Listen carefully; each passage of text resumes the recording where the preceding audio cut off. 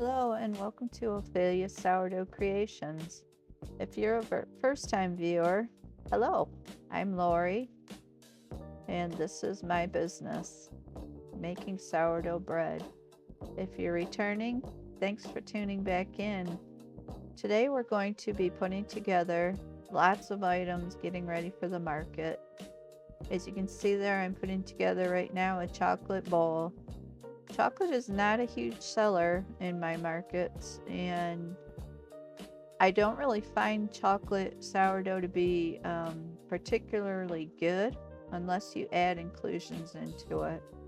And otherwise, just plain chocolate sourdough, well, you kind of get it. It is sourdough, and chocolate's kind of weird to put with sour. So, not a huge seller in my market, but I have found that if you add inclusions to it, such as chocolate chips, oh boy, that changes the whole game there.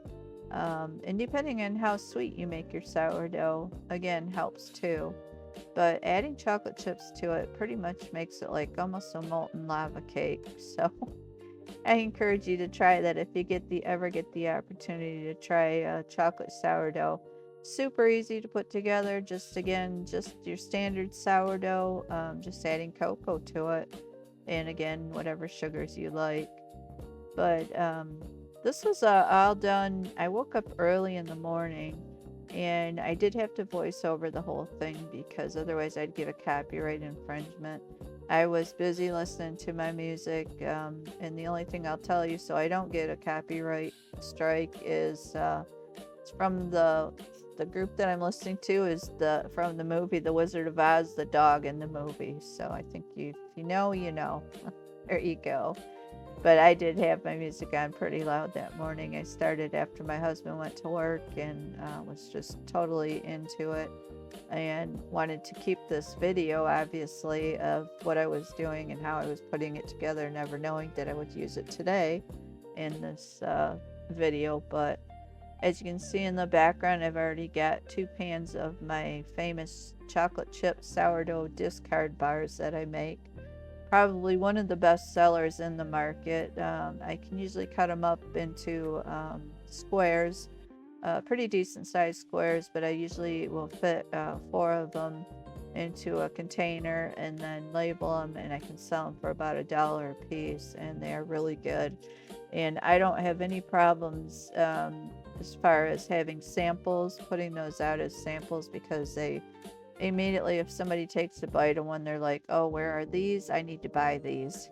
And so they sell themselves. And in addition to the chocolate chip sourdough bars that I've done, I just recently also modified the recipe, and I think I had a video up about that previous to this video.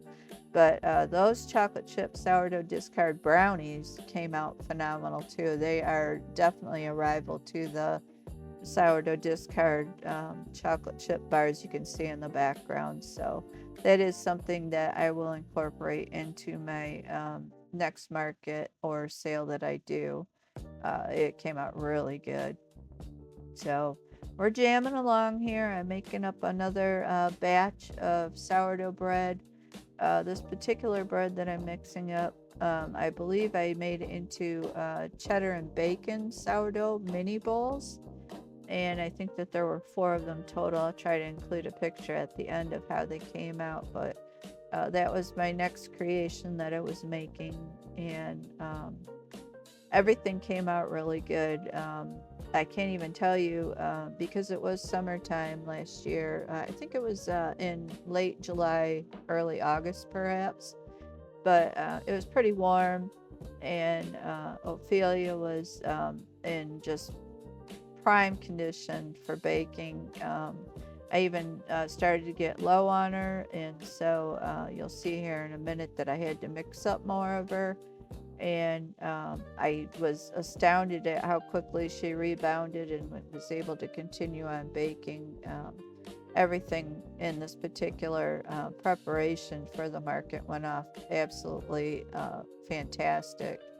So I wanted to let you know that I did do cinnamon rolls also, and I see a lot of people post questions about cinnamon rolls, and I'm going to include some pictures at the end of cinnamon rolls and how I do my cinnamon rolls, because a lot of people use brown sugar in cinnamon rolls, and you'll see the comments all the time about why are they all burned on the bottom. Well, when you cook sourdough, obviously you're cooking it at a higher temperature, and brown sugar, when you cook at a higher temperature, it caramelizes.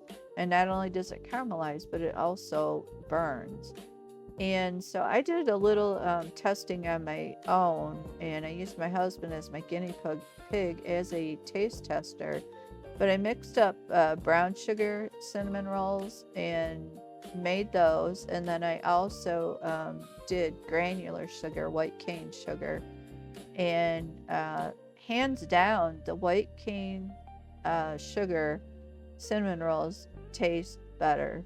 I don't know why. It's probably got a lot to do with the fact that they are it is white sugar and not brown sugar, but it's just better tasting all the way around. So what it looks like for me to make them is simply making a base bread dough, obviously, and rolling it out, and then I smear butter all over everything, softened butter. And after I get that butter on there, then I have a jar that I have cinnamon and sugar mixed in, and I just sprinkle it over the whole thing, and I'll rub the whole surface in, making sure that there's enough product on there, and then I roll them up. Another important thing about cinnamon rolls, and this was a trick that I learned from another YouTube video creator that I watched, instead of just cutting your sourdoughs once you've got them rolled up and putting them in your pan to rise, try taking another smaller cut off from your roll of cinnamon rolls, and then unrolling it and rolling it around the cinnamon roll that you already have in your pan that you're gonna let rise and bake. This makes a lot bigger cinnamon roll. I'm able to then put anywhere from 4 to 6, I would say, is max in my containers that I sell them in. But it just makes for a lot better presentation overall, I think. The sourdough rolls or the cinnamon rolls are bigger, and just more pleasant to the eye. And that's kind of what drives people to buying things, is things that look appealing. So I have found had better luck with that. And I also making cinnamon rolls larger. I did see again on another content creator that she made them so that they were like dinner plate size. And while it was appealing, it would make it a lot harder to sell.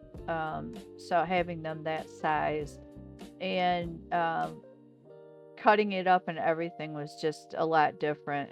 Matter of fact, I think I ended up cutting it up like a piece of pie. But I inevitably went back to the way that I had been doing cinnamon rolls, just in the four or six big ones. It's just a lot easier to sell, and the big one, yeah, I could see it at a dinner event or something, where you were just bringing it out and cutting it. But overall, selling it, then you can get 4 or 6 individual, as opposed to having to slice it like a pie and then share it. So I would encourage you to mess around if you want, but that's how it ended for me. This particular market that I did, it was at a farm store, and I had so many of the employees coming out during their break times, and I apparently, one person bought someone in and then was eating them, and somebody else said, "Oh, hey, where'd you get those?" And so I think I sold out of my cinnamon rolls easy that day, because of word of mouth, and it was primarily the store people that bought them. But it was kind of just a funny observation that I made along the way. some of my best sellers at the market have been, again, my cinnamon rolls and my sourdough discard bars. When you are going to the market, people are funny about stuff that they buy. And I have done a lot of different things. I have done cinnamon raisin breads. I have done bacon and cheddar breads. I have done sweet onion bread, and that was a total fail, which I was really surprised because had people given it a taste, or had I had a taste test out there, that was an absolutely phenomenal bread in my eyes, when I made it at home.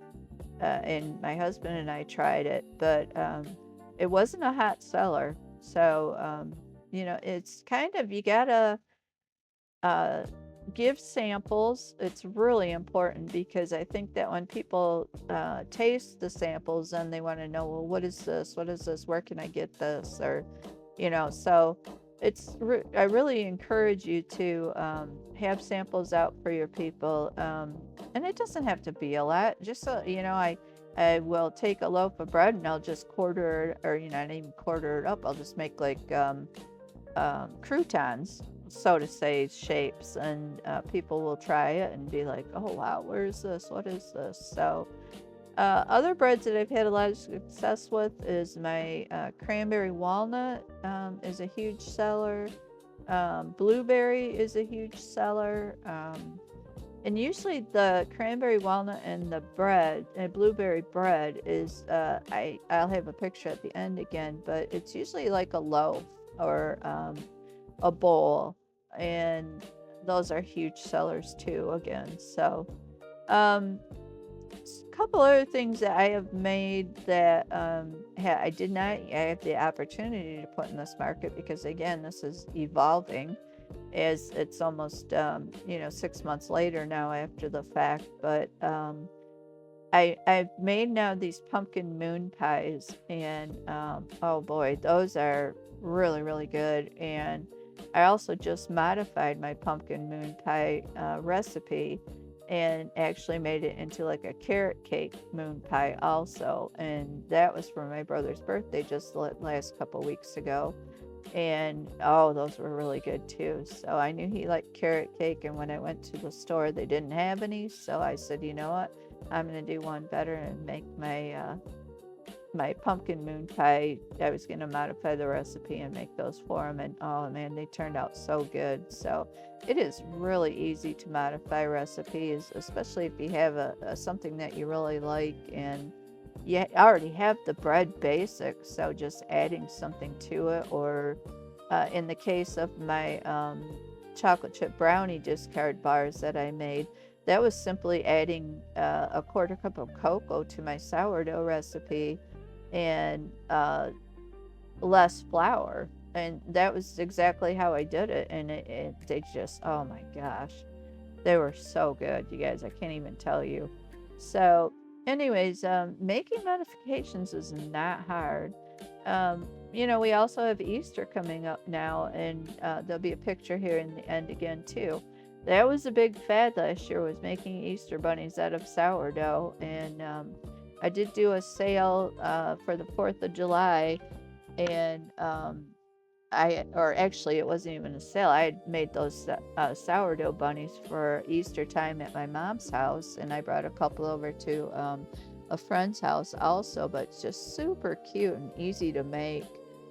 Don't be afraid of it. Work with it. It's just really, really easy to do. So I encourage you guys to branch out a little bit and sell, see what sells in your area. And also, if you're going to your markets, pay attention to what other people are selling and how it's selling for them. So sometimes the things you think would be really good aren't the best, and the things that are just totally different do sell well. It's just a matter of who your people are, your clients coming through, and matter of taste, I guess, is the best I can say. So I encourage you guys to all do the best that you can, obviously, and give it a try.